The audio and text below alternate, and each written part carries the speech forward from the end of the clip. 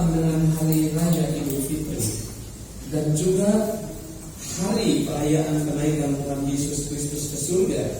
Saya nggak nyangka bahwa hari ini ada seperti dua mata air, dua sungai yang bertemu dalam satu tempat. Dan saya percaya kalau dua sungai bertemu dalam satu tempat, maka ada sesuatu yang terjadi dalam kehidupan kita.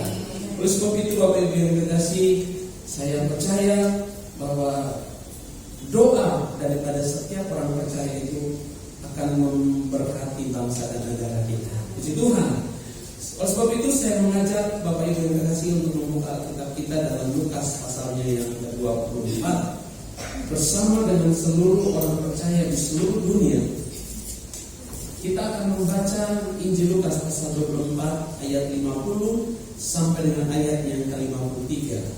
Lukas pasal 24 ayat 50, 51, 52 dan 53. Bapak Ibu boleh menyimak dalam Alkitab masing-masing dan saya akan membacakan bagi kita pada pagi hari ini. Kita nikmati pembacaan ini di Alkitab kita masing-masing. Kenaikan Yesus. Lalu Yesus membawa mereka keluar kota sampai dekat Betania. Di situ ia mengangkat tangannya dan memberkati mereka. Dan ketika ia sedang memberkati mereka, ia berpisah dari mereka dan terangkat ke sorga. Mereka sujud menyembah kepadanya, lalu mereka pulang ke Yerusalem dengan sangat bersukacita.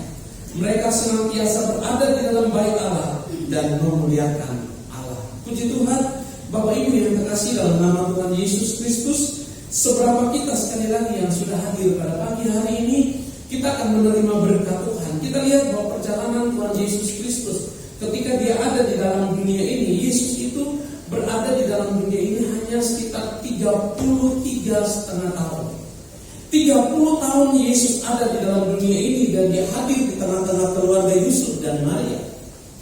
Dan dalam 30 tahun itu Yesus tidak menampakkan karya apa-apa sesuai dengan adat istiadat dari agama Yahudi. Setelah lewat 30 tahun Bapak Ibu yang terkasih, 3,5 tahun Yesus memiliki waktu yang sangat singkat. Dia menjalani kehidupan di dalam dunia ini sebelum dia mati di atas kayu salib, sebelum dia naik ke surga. Ada 3,5 tahun dia bekerja dan dia berkarya. Dia melakukan mujizat-mujizat hanya di 3,5 tahun saja. Dan 3,5 tahun pekerjaan Yesus di dalam dunia ini berdampak besar sampai dengan hari ini.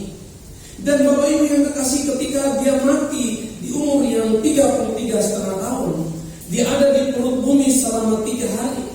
Dan ketika dia bangkit dari antara orang mati, dia ada di tengah-tengah para murid-muridnya selama hanya 40 hari. Jadi kalau kita hitung-hitung keberadaan Yesus Kristus di dalam dunia ini hanya 33,5 tahun lebih sedikit. Tapi dampak yang besar yang dia lakukan di tengah-tengah dunia ini Bapak Ibu yang terkasih, dia tinggalkan kepada kita sampai hari ini. Dan Bapak Ibu yang terkasih, sebelum dia naik ke surga, saudara kita lihat dalam ayat yang ke-50, dia membawa murid-muridnya keluar kota ke dekat Betania. Sebelum dia terangkat ke surga, dia mengangkat tangan yang pertama, Bapak Ibu yang terkasih, yang Yesus lakukan sebelum dia meninggalkan kita, sebelum dia meninggalkan para muridnya, yang pertama Yesus lakukan yaitu dia memberkati kita. Katakan amin. Dan sampai hari ini berkat itu terus menyertai kita, sehingga dikatakan bahwa anak cucu keturunan Daud, orang percaya, tidak akan kekurangan roti, tidak akan meminta-minta roti. Karena apa Bapak di surga? Karena apa Bapak Ibu? Karena ketika Yesus naik ke surga, dia mengangkat tangannya. Dan ketika Yesus mengangkat tangannya Bapak Ibu, ketika Tuhan membuka berkat, berkat itu tidak pernah tertutup. Katakan amin. Berkat itu tidak pernah salah pintu. Katakan amin. Berkat itu selalu punya mata. Saudara, saya teringat beberapa pembicaraan saya dengan ada beberapa jemaat saudara yang terkasih. Kutuk itu selalu punya mata. Berkat itu juga selalu punya mata. Dan berkat dan kutuk itu pasti dia berjalan dan dia lihat siapa yang layak menerimanya. Dan saya percaya Bapak Ibu yang terkasih, ketika Yesus naik ke surga, yang pertama dia lakukan yaitu Yesus mengangkat tangan para murid itu, dan berkat itu menyertai kita yang percaya bahwa Yesus itu sudah naik ke surga. Siapa yang percaya bahwa Yesus itu adalah Tuhan, dia juga percaya bahwa Yesus itu juga bangkit dari antara orang mati. Dia juga percaya bahwa Yesus juga melakukan mujizat-mujizat selama 3,5 tahun. Dan dia juga percaya hari ini, hari peringatan, bahwa Yesus itu naik ke surga. Dan mereka yang percaya ini, mereka akan menerima berkat Tuhan Yesus. Dan sampai hari ini berkat Tuhan itu menyertai kita. Sampai hari ini tangan Tuhan tetap terangkat dan terancung untuk memberkati kita. Oleh sebab itu Bapak Ibu jangan takut dengan kondisi dan situasi seperti ini. Berkat itu tidak pernah salah pintu. Berkat itu tidak pernah salah tempat. Berkat itu selalu punya mata, dan dia akan tertuju kepada orang-orang yang siap untuk menerima berkat itu. Oleh sebab itu Bapak Ibu yang kekasih dalam nama Tuhan Yesus Kristus, sekali lagi bahwa ketika Yesus naik ke surga, dia sudah siap dengan berkatnya. Dan berkat apa saja? Umur panjang dalam Amsal pasal 3, umur panjang, kekayaan, kehormatan, keberkatan dalam Yosua pasal 1 ayat 8, berkat keberhasilan, berkat keberuntungan itu juga menyertai kita semua. Katakan amin. Hal yang kedua, ketika Yesus naik ke surga Bapak Ibu yang kekasih, dan ketika ia sedang memberkati mereka, kita lihat di sini, ia berpisah dari mereka dan terangkat kemana Bapak Ibu yang kekasih? Terangkat ke surga. Artinya bahwa surga itu nyata. Katakan amin. Membuktikan kalau Yesus terangkat ke surga, surga itu nyata. Dan hanya Yesus satu-satunya yang surga. Oleh sebab itu Bapak Ibu, Saudara dan saya tidak pernah salah memilih Yesus sebagai Tuhan dan Juru Selamat. Kita tidak pernah salah memilih Yesus karena Yesus hanya satu-satu pribadi yang naik ke surga. Dan Bapak Ibu yang kekasih, ke surga apa yang Yesus lakukan? Dia sementara menyiapkan tempat bagi kita. Katakan amin. Yang kedua, dia sementara berdoa bagi kita. Katakan amin. Kalau dia sementara menyiapkan tempat bagi kita, artinya kita yang percaya kepadanya, kita sudah memiliki tempat di surga. Kemarin Bapak Ibu yang kekasih, dalam satu pertemuan hamba Tuhan, saudara yang kekasih, ketika kita berbincang-bincang, saudara yang kekasih mereka bilang, kalau kita mati, ini hamba Tuhan. Kalau kita mati, kita kemana? Terus ada yang nyeletuk, yang gak kemana-mana lah. So pasti kita ke surga. Kenapa kita ke surga? Ini jaminannya. Yesus terangkat ke surga, dan di surga dia menyiapkan tempat bagi kita. Dan di surga juga dia berdoa bagi kita. Dia tidak pernah meninggalkan kita. Bapak Ibu yang kekasih, ketika dia terangkat ke surga, dia tidak pernah meninggalkan para muridnya. Dia tidak pernah meninggalkan kita. Dia terus dan tetap berdoa bagi kita, dan dia terus dan tetap menyiapkan tempat bagi kita. Oleh sebab itu kalau tempat kita sudah selesai di surga, maka kita sudah pasti harus pulang. Katakan amin. Kalau kita belum pulang, artinya tempat kita di surga belum selesai. Jadi Bapak Ibu yang kekasih, kita lihat di sini bahwa Tuhan menyiapkan tempat bagi kita. Artinya sampai hari ini tempat kita belum selesai. Katakan amin. Jadi kalau tempat kita belum selesai, kita belum pulang. Artinya kalau mereka yang sudah pulang itu, tempat mereka sudah selesai dibuat. Oleh sebab itu Bapak Ibu yang kekasih, kenaikan Yesus ke surga membuktikan bahwa surga itu ada. Surga itu bukan bohong, surga itu nyata. Katakan amin. Oleh sebab itu perjuangan kita hari-hari ini Bapak Ibu yang kekasih, kita sementara membuat, dan kita sementara membangun, kita sementara mengirimkan bahan bangunan kita ke surga. Jadi kalau bahan bangunan kita sudah sampai di surga, sudah selesai pekerjaan Tuhan, sudah selesai pembangunan rumah kita di surga, maka kita akan pulang. Tapi tentunya kalau kita pulang ke surga, kita harus lewat satu jalan. Tidak ada jalan lain ke surga. Katakan amin. Tidak ada jalan lain ke surga selain jalan yang saudaraku yang kekasih dibuat oleh Yesus. Yesus katakan, akulah jalan dan kebenaran dan Yohanes 14 ayat 6. Kalau saudara tak percaya, kita buka dulu.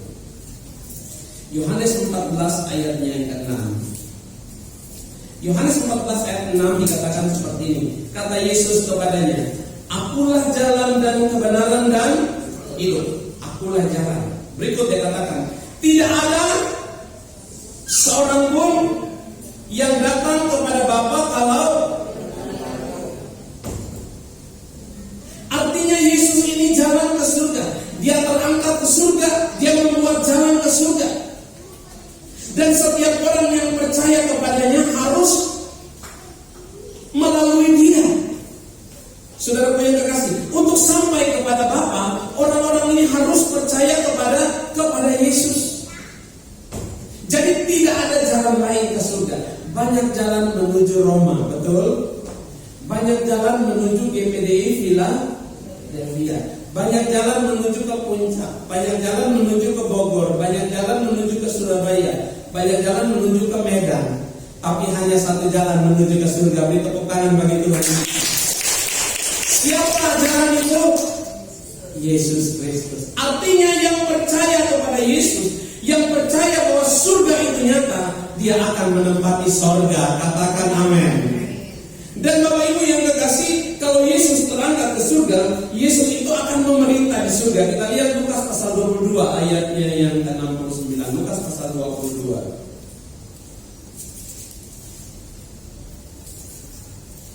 Ayat 69 dikatakan bahwa mulai sekarang Anak Manusia sudah duduk di sebelah kanan Allah Bapa.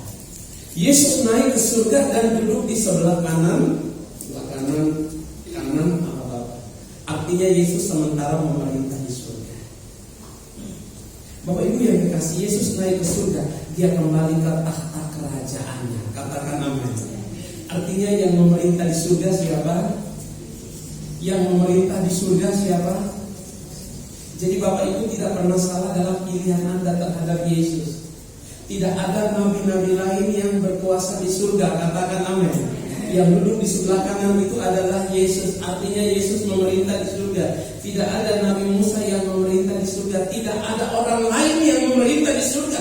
Yesus terangkat ke surga, dia kembali ke surga, dan dia memerintah di surga sebagai Raja. Katakan amin. Oleh sebab itu kalau Yesus memerintah di surga, kita adalah anak-anak Allah, kita adalah anak-anak Yesus, maka kita pun ikut memerintah di surga. Makanya dikatakan bahwa kita adalah putra-putri kerajaan. Kalau kita adalah putra-putri kerajaan Allah, maka kita adalah ahli waris kerajaan surga. Oleh sebab itu Bapak Ibu yang kekasih, kenaikan Yesus di surga ini bukan sia-sia. Peringatan yang kita lakukan hari ini, saudaraku yang kekasih, membuktikan bahwa dia naik ke surga. Yang pertama tadi dia memberkati kita, dia menegaskan bahwa surga itu nyata, dan dia ada di surga, memerintah di surga. Dia membuat jalan ke surga. Dia sementara berdoa bagi kita. Nah Bapak Ibu yang kekasih, apa yang harus kita lakukan selama saudara yang kekasih kita ada di dalam dunia ini? Selama kita tinggal di dalam dunia ini, apa yang harus kita lakukan? Kita tahu bahwa tugas Yesus sudah selesai. Di dalam dunia ini Yesus sudah terangkat ke surga, naik ke surga, memerintah dan lain sebagainya. Dia sudah ada di surga dan dia membuktikan bahwa surga itu ada. Ada orang yang bilang surga itu gak nyata, tapi kenaikan Yesus di surga membuktikan Yesus itu ada. Yesus sudah melakukan bagiannya. Dia sudah katakan bahwa dia adalah jalan dan kebenaran dan hidup. Tidak ada seorang pun yang sampai kepada Bapa kalau tidak melalui Dia. Nah, apa yang harus kita lakukan sebagai orang percaya? Apakah kita harus senang-senang saja? Yang tadi saya katakan bahwa Yesus selama 33,5 tahun dia ada di dalam dunia ini, bukan waktu yang panjang. Apa yang harus kita lakukan? Yang pertama, Bapak Ibu yang kekasih, kita lihat kembali dalam Lukas tadi, Injil Lukas yang ayat yang berikut, yaitu ayat yang ke-52. Apa yang harus dilakukan oleh orang percaya? Ayat 52. Mereka sujud menyembah kepadanya. Yang pertama yang harus kita lakukan yaitu sujud menyembah kepada Tuhan. Sujud ini artinya memberikan pernyataan hormat, penunjukan diri kepada Allah. Ini yang hilang dari tengah-tengah umat Kristen. Ini yang hilang dari tengah-tengah orang percaya. Perayaan kenaikan Yesus ini dilakukan hanya biasa-biasa saja. yang dilakukan oleh apa yang harus dilakukan oleh orang percaya di dalam perayaan kenaikan Tuhan Yesus Kristus. Ketika dia merayakan kenaikan Tuhan Yesus bukan hari yang biasa saja, tapi yang harus dilakukan sebagai orang percaya yaitu kita sujud menyembah. Satu pernyataan hormat, pemujaan kita yang sungguh-sungguh, yang keluar dari hati kita. Sujud menyembah ini artinya kita ini bukan apa-apa. Kita memberikan satu penghormatan dengan menundukkan diri kepada Tuhan, menyembah kepada Tuhan dengan hikmat, memberikan pemujaan kepada Dia bahwa Dia adalah satu-satunya Allah yang patut atau layak disembah. Ini yang harus dilakukan oleh orang percaya. Sujud ini bukan hanya sikap perilaku, bukan hanya sikap tubuh. Sujud menyembah ini adalah sikap hati kita kepada Tuhan. Ini yang hilang dari tengah-tengah kehidupan orang percaya. Orang percaya sekarang ini hanya memuja biasa-biasa saja, hanya memuja secara liturgis, hanya memuja karena sebagai orang percaya. Mereka sudah tidak lagi mengadakan pemujaan yang keluar dari dalam hati. Mereka tidak lagi menyembah.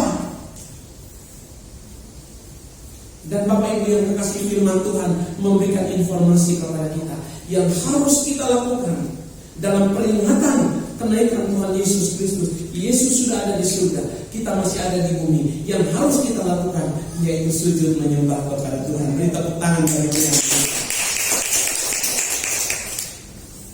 Yang kedua, apa yang harus kita lakukan? Lalu mereka pulang kemana Bapak Ibu? Ke Yerusalem. Mereka pulang ke Yerusalem dengan sukacita. Kalau kita lihat di Yerusalem ada apa Bapak Ibu yang kekasih? Di Yerusalem itu adalah bait Allah yang dibangun oleh Raja Daud, Raja Salomo. Jadi Bapak Ibu yang kekasih dalam nama Tuhan Yesus Kristus, dalam perayaan kenaikan Tuhan Yesus Kristus yang harus kita lakukan sebagai orang percaya sampai hari ini dari dulu sekarang, yaitu sujud menyembah dan pulang ke Yerusalem, pulang ke bait Allah. Artinya kita harus senantiasa pulang ke tempat di mana Allah bersekutu dengan kita. Selain kita sujud menyembah Bapak Ibu yang kekasih, para murid ini dia tahu diri bahwa dia harus pulang ke Yerusalem, di mana Ka'bah Allah dibangun. Ka'bah Allah dibangun sebagai satu tempat persetujuan hubungan antara manusia dengan Allah. Ini yang dilupakan oleh orang percaya. Lupa pulang ke Yerusalem, lupa pulang ke bait Allah. Tapi lewat peringatan kenaikan Tuhan Yesus mengingatkan kembali kepada kita, apapun yang terjadi dengan kehidupan kita, maka kita harus pulang ke Yerusalem, karena di Yerusalem itu ada sukacita. Katakan amin. Di Yerusalem, di Ka'bah Allah itu ada sukacita. Anda yang kehilangan sukacita, Anda yang kehilangan berkat, Anda yang kehilangan damai sejahtera, pulanglah ke Yerusalem. Karena di Yerusalem ada sukacita, di Yerusalem ada damai sejahtera. Bapak Ibu yang dikuasai oleh, yang dicintai oleh Tuhan Yesus Kristus, Bapak Ibu yang dikuasai oleh kekuatan Roh Kudus, yang harus kita lakukan sebagai orang percaya bukan cuma pulang ke Yerusalem. Bukan saja pulang ke Yerusalem, ayat yang ke-53 dikatakan, mereka senantiasa berada di dalam bait Allah dan memuliakan. Yang harus kita lakukan bukan saja kita pulang ke bait Allah, tapi kita harus senantiasa. Senantiasa ini artinya selalu ada di dalam bait Allah. Untuk apa? Untuk memuliakan Allah. Supaya apa? Kembali ke ayatnya yang ke-50. Di dalam bait Allah, di dalam Yerusalem lah terpancar berkat Allah. Mazmur 121, saya teringat saudara terdekat. Mazmur 121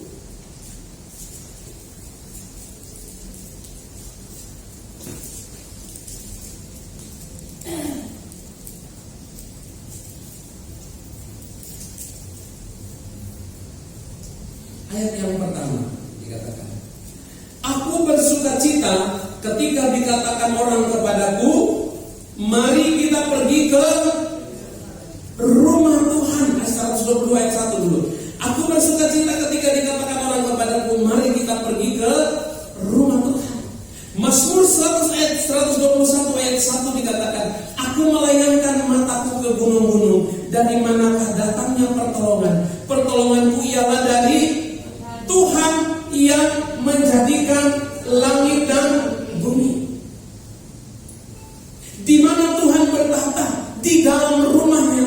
Di mana Tuhan memerintah? Di dalam rumahnya. Selain tubuh kita yang adalah menjadi tubuh rumah Allah, maka tempat ibadah bait Allah juga merupakan tempat kediaman Allah. Oleh sebab itu Alkitab katakan, setelah Yesus naik ke surga, orang percaya harus pulang ke bait Allah.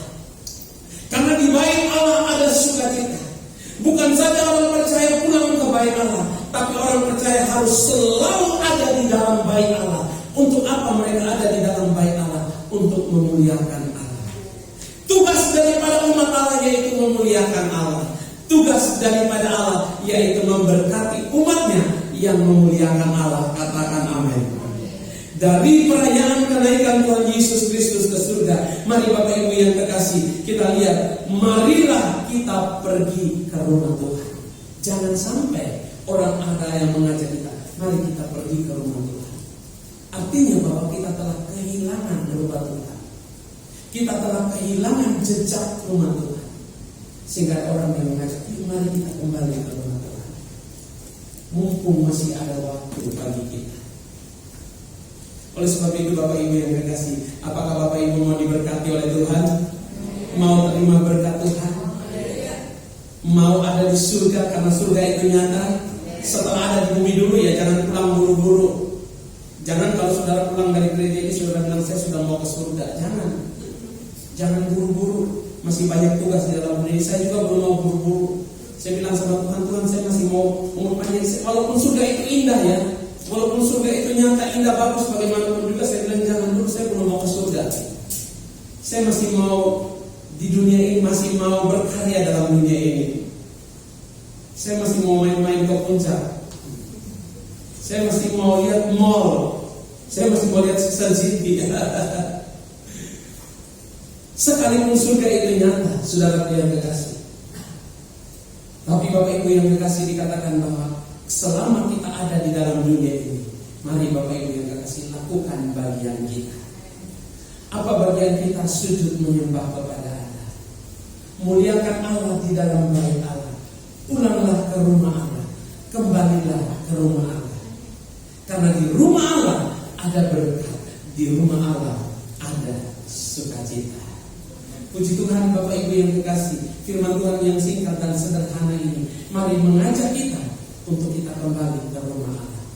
Peringatan kenaikan Tuhan Yesus. Tuhan Yesus tidak pernah tinggalkan kita seorang diri. Dikatakan dia tidak meninggalkan kita sebagai yatim piatu.